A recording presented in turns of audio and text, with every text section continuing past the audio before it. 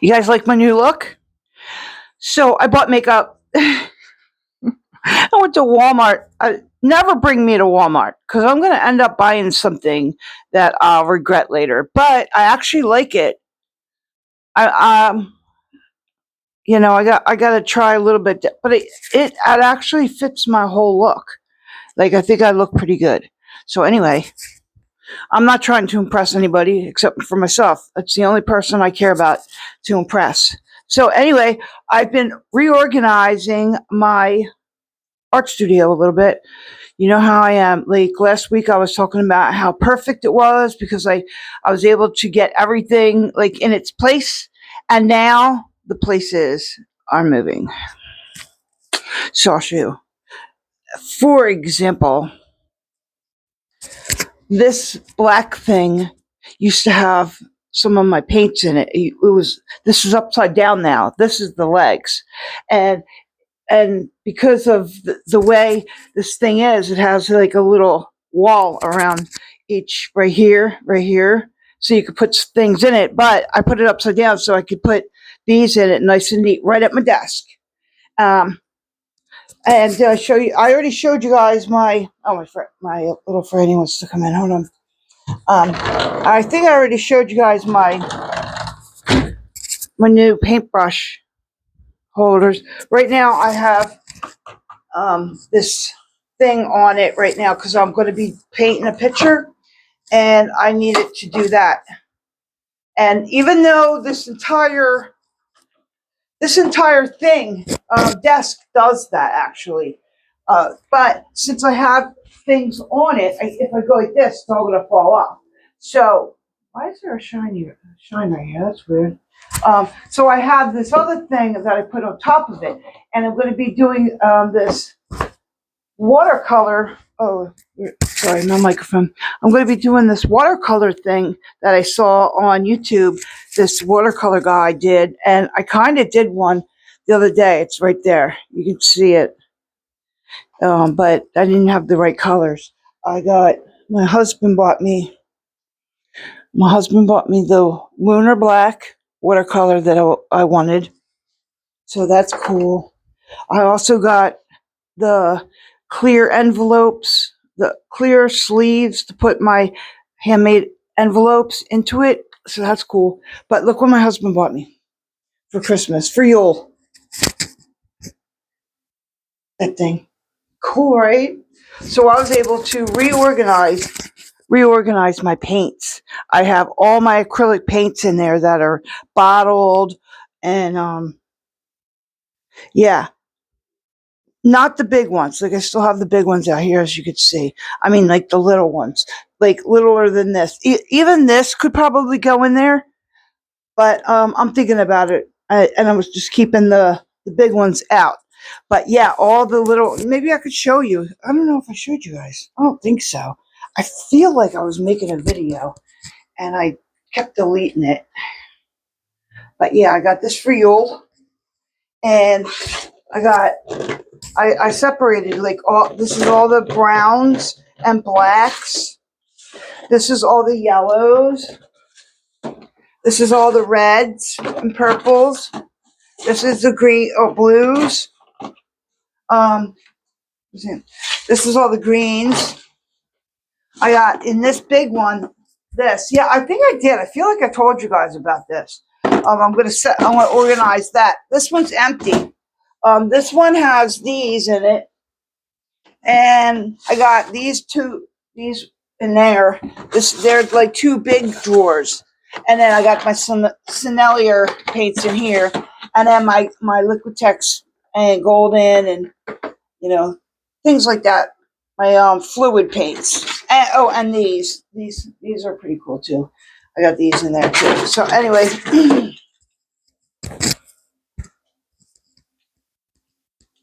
Oh, and then I'll do this. Okay. So right now I got something on the floor over here. I gotta try not to step on it, but I was able to, because I had all my oil paints in this thing, so I put it in here instead. And it's so much better because oil paints can smell. And when they're in like a closed environment and you open the drawer, like when it was in here, the smell would just come out. Here, they're netted. They're netted drawers. So this is perfect. I got all the reds and browns and blues, greens, and yellows, all separate. Oh, and I got oil sticks on the bottom. But this thing has all these kind of things. From rollers to these flat things, and all the way to all these knives that I got.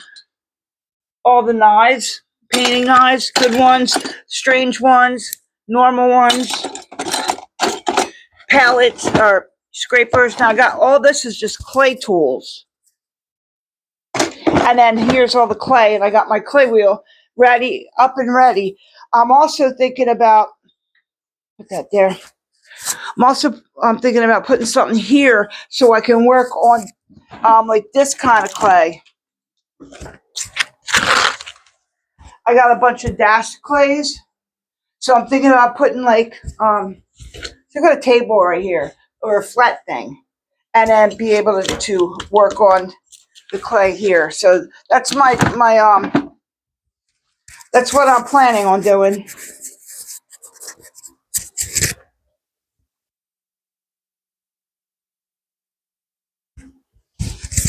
So I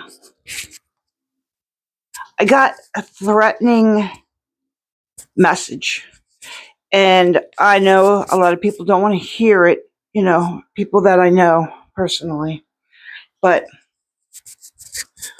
and I don't blame him, but somebody kind of, I feel like they were threatening my life because they were saying, like, Donald Trump said, oh, Rob Reiner and his wife had Trump derangement syndrome, which is just meaning they didn't like you. He's such a scummy person. But anyway, he took that opportunity to say that, meaning his son must be a Trumper, and since his parents didn't like Trump. That's kind of what he insinuated. That's how I took it anyway. And apparently that's how somebody else took it. So I'm just saying out loud, if I'm found dead, and I did this on Facebook too, if I'm found dead on the floor of my art studio, it wasn't my husband. It was my son. And I don't really feel any emotion towards it. I don't really care. But it wasn't two of my sons. It was only one. Only one, I think, is crazy enough to do it because of the message I got. So this is just me putting that out there. I don't think it's going to happen because he's lazy, and I don't think he'll come from where he lives to here to do anything because he's lazy and he's broke. And so I really don't think he would do that. And I hope he wouldn't. But the message was that's what happens to the parents who don't like Trump, basically, right? Who go against their own child or whatever. I don't know. It was very strange. And I have nothing against anything. I just didn't want to talk about Trump with my son. I don't want to talk politics with my kids. I'm not on the right. Okay, I'm an anarchist, plain and simple. I don't like any rulers. I don't like any presidents. I don't like any cops. I don't like any of them. I think we should all just, live peacefully amongst ourselves and do things like that. So, like, I wouldn't have cared if it was Kamala Harris as president. I wouldn't have liked her either. Not that I didn't like her.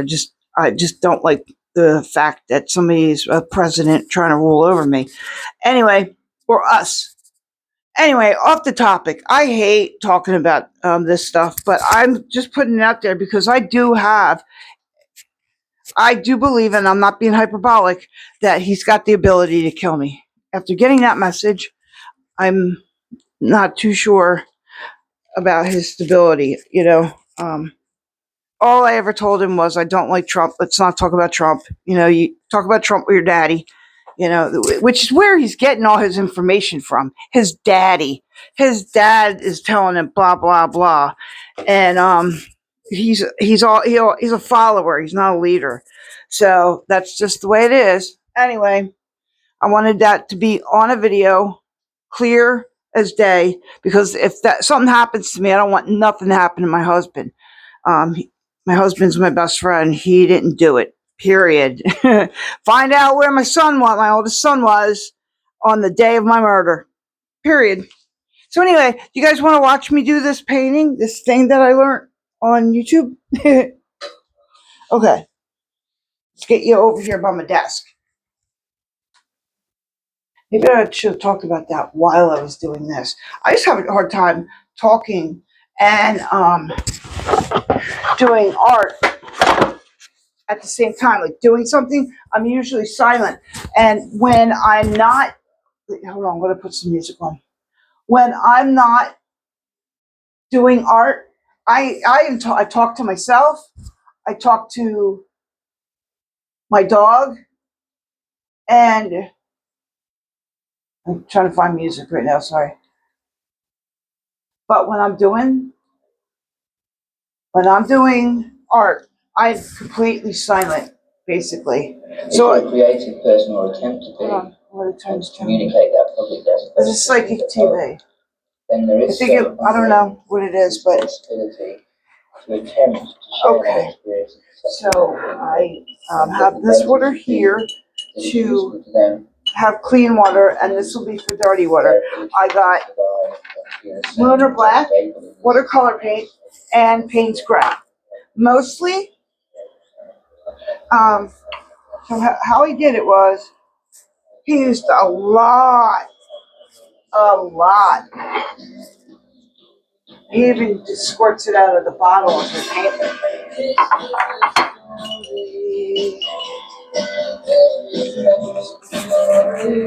I'm going to water the paint.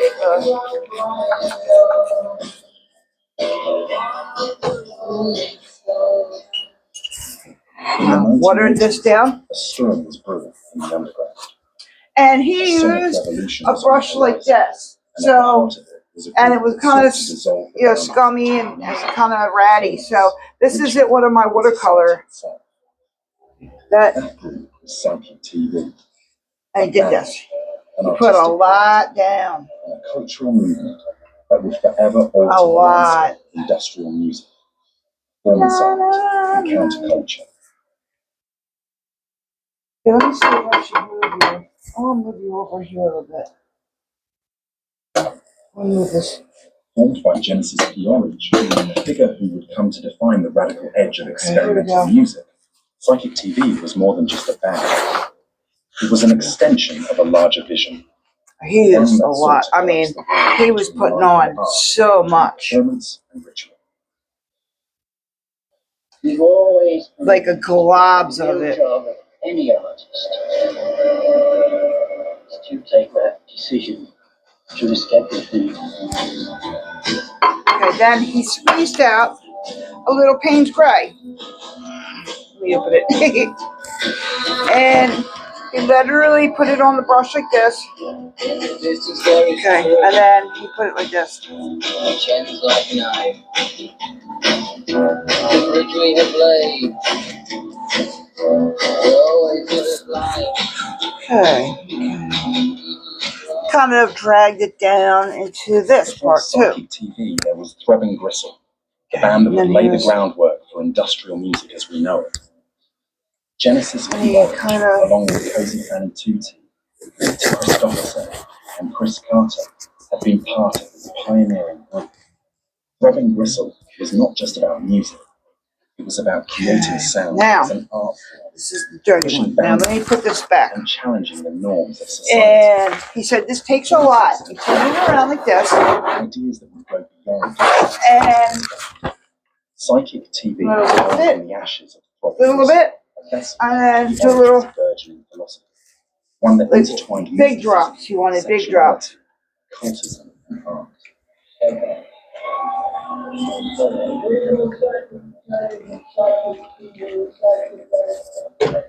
And he wanted it to drip like that for a From the bit. start, But then he psychic wanted TV's performances were unlike anything the world had wanted seen. it on its They like, weren't on the concerts, edge they were like this a little rituals. bit.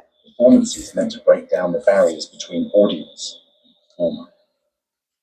Genesis flowed And alongside fellow members. he like said it Alex takes a little Burks while, Peter and you really Christopherson, gotta, pay attention. immersive experience that challenged not only the auditory senses, but also the viewer's understanding of reality itself.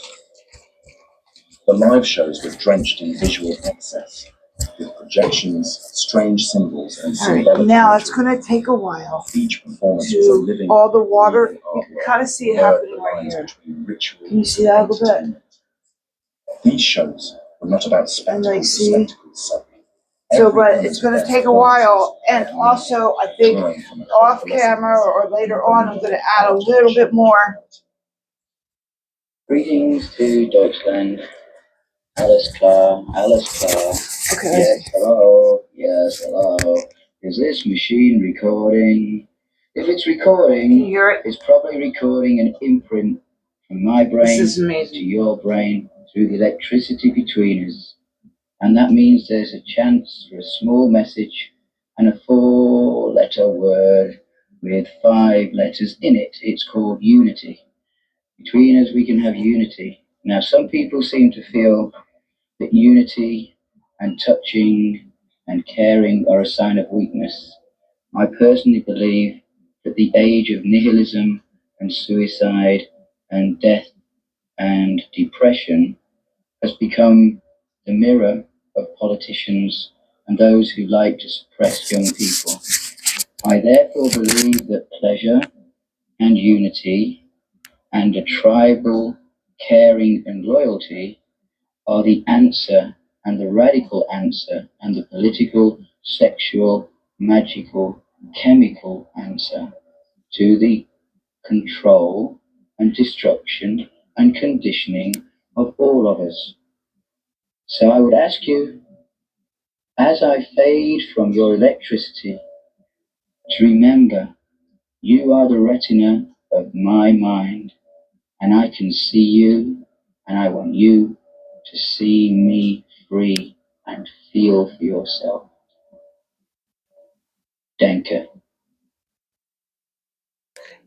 Dude, Genesis Peerage was amazing back in the day.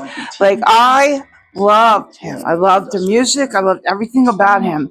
But then he turned trans because he was trying to be like his girlfriend. They wanted to look alike. So I think they became trans, but I don't know if their pronouns were he or she at that time, because it was a while ago. I mean, they died in 2010 from leukemia. And let me put this here. So I'm not sure if they even played that game, because that's what we do nowadays. So look, it's working. A vessel for radical thought and new ways. Look at that, it's working. But, pretty cool, right? So I'm gonna I'm gonna do a little extra too. Some of the ways he did it. The guy I was following, the watercolor guy. He did like, oh my gosh, it was amazing. I think he did like something like this too. Oh man, I wanted little drops, because he had like little tiny drops going down. It was amazing looking. So I'm trying to trying to do that. Okay, we'll see how it comes out. I'll make a short. Oops, sorry. I'll make a short, and I'll find out how it comes out then. But so yeah, here's my video. I know it was crazy, as I always am, but life happens, and I still love everybody. I love my sons, especially. I love them, And I'm just hoping, all I'm doing is waiting until Donald Trump ain't president anymore so that my son will love me again. That's all I got to say on that. So, anyway, thanks for watching, and have a good day. Bye.